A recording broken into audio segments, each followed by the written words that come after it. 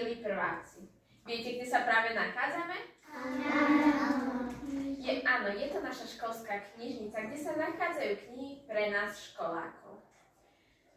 Niekedy veľmi, veľmi dávno v meste Alexandria v Egypte bola založená prvá knižnica, ktorá obsahovala veľké množstvo kníh, no bohužiaľ takmer celá vyhorela. Odvtedy sa po celom svete zakladajú knižnice, tak ako aj v našom meste alebo v našej škole. Deti, prečo chodíte do knižnice? Aby sme si požičiavali knižky. Áno. A aby sme sa naučili čítať. Všetky tieto knihy napísali spisovatelia a dnes vás niektorí z nich prišli navštíviť. Tak ich teda spoločne privítajme. Dobrý deň.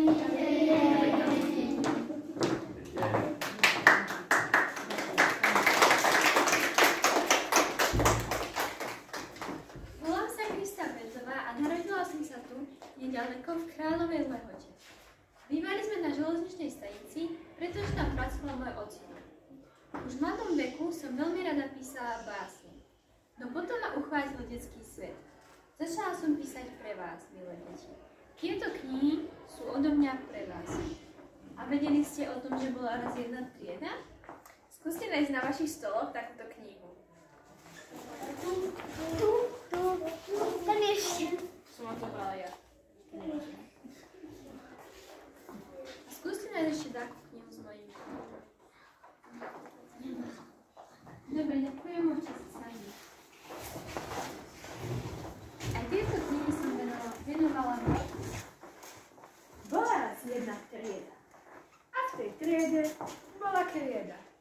Tá krieda bola biela a bolo jej dosť veľa. No, prišiel Miško Muška a šuch kriedu do vracúška. A neuveríte, prišiel Šanko Šuška a šuch kriedu do vrecúška. Vo vreckách bola krieda. Nemala kriedu trieda. A potom Muška, Hruška a Šuška, čo skryli kriedu do vrecúška, našli si plôtik dáky a čmávali tam haky-baky. A žiaci v triede veľkú nulu museli písať prstom na tabulu.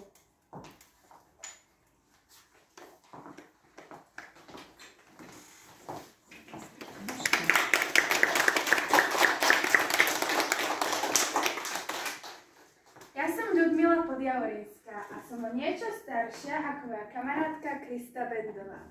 Považujú ma za zakladateľku literatúry pre vás, deti, pre najmenších. Vy už predsa viete čítať a písať, či sa mýlim? Nie. Kto mi prečíta z vás tento názov knihy? Môžeš? Čím? A skúste nájsť ešte nejakú knihu s mojím názvom a prečítajte ju.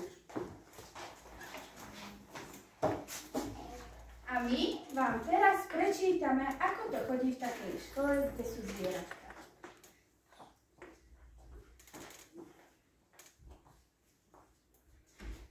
Zhora a či odola, prišiel rozkaz do dvora. Či sa páči, či sa nie, že sa začne učenie. Zavčas rána zazori všetky deti do školy. Bol to ľudia, bol to zhon, len to dali na bubon. Čo len zdravé nôžky malo, do školy sa všetko bralo. Všetko chcelo do školy, že by hlúpi neboli. A keď ticho nastalo, učenie sa začalo.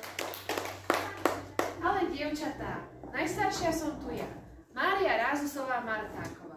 Som Liptáčka, pretože som sa narodila tu, v nedalekom Liptovskom Mikuláši. Bola som pani učiteľkou a neskôr som sa venovala aj detskej literatúre. O mne a mojom bratovi, spisovateľovi Martinovi, sa ešte budete veľmi veľa učiť. Deti, a viete, kto bol Jánošik a zbojníci? Bol to taký zbojník, ktorý bohatým bral a chudobným vždycky dával a robil veľa dobrých skutkov. Tak aj o ňom som napísala takúto knihu. Nájdite na stole.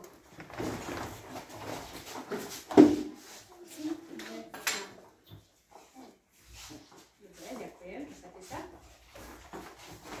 Deti, a čo nám tu svieti nad hlavami? Tu. Slnko. A viete, čo svieti naopak v noci? Mesiac. Tak my vám teraz povieme, ako to chodí, keď taký mesiačik ochorie.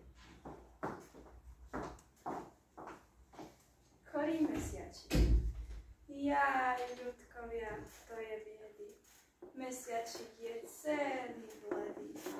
Už sa chudák iba tmolí, zub hovorí, zub hovorí. Nevykročí na nebesá, doma na krohne pohne sa. Mamka noc sa prestaráva, na chorý zub lieky dáva. Leje vodu na púpavu, varí, varí. Dámy, spisovateľky majú prednosť, tak ja som teda posledný, ktorý vás tu v knižnici navštívi. Volám sa Jozef Cigler Hronský, keď už sa tu spomínal vek, tak ja som tu najstarší. Narodil som sa vo Zvolene a stal som sa učiteľom. Veľa som písal pre dospelých, ale ako by to bolo, keby som nestvoril krásne postavičky aj pre vás, deti. Jedno z nich je aj maličký človečik, ako hrášok, a tak sa volá, viete mi povedať? Janko Hrášok. Správne, skúste mi nájsť na stole.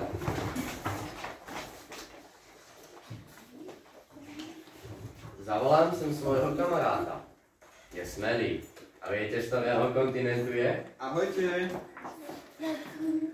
Viete mi povedať, z ktorého kontinentu je?